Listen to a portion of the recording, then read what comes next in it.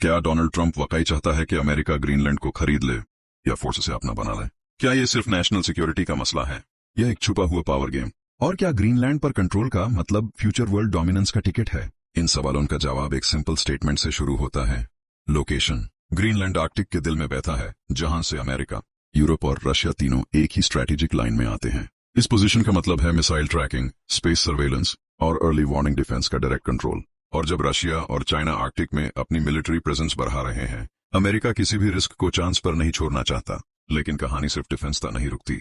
Greenland के नीचे रेरे earth minerals का खजाना है, जो स्मार्टफोन्स, सैटेलाइट्स, फाइटर जेट्स और एआई वेपन्स में यूज होते हैं। आज इन मिनरल्स पर चाइना का स्ट्रॉन्ग कंट्रोल है और ट्रंप का प्लान सिंपल है। अगर सप्लाई चेन कंट्रोल करनी है तो सोर्स कंट्रोल करो।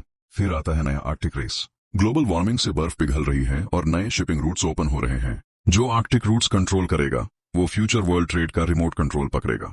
इसलिए ग्रीनलैंड अब एक आइलैंड नहीं, एक ग्लोबल चेसबोर्ड का किंग स्क्वायर बन चुका है। ट्रंप ओपनली कह चुका है कि अमेरिका को ग्रीनलैंड पर ओनरशिप चाहिए, लेकिन डेनमार्क और ग्रीनलैंड की गवर्नमेंट क्लियर जवाब देती है, Greenland is not for sale.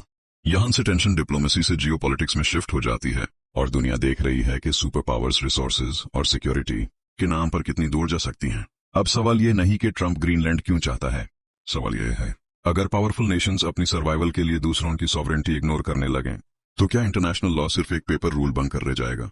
अगर आपको यह एनालिसिस पावरफुल लगा हो तो वीडियो को लाइक, कमेंट, शेयर और सब्सक्राइब जरूर करें, क्योंकि फ्यूचर का सबसे डेंजरस बैटलफील्ड मिसाइल्स नहीं, रिसोर्सेज और जियोग्राफी होंगे।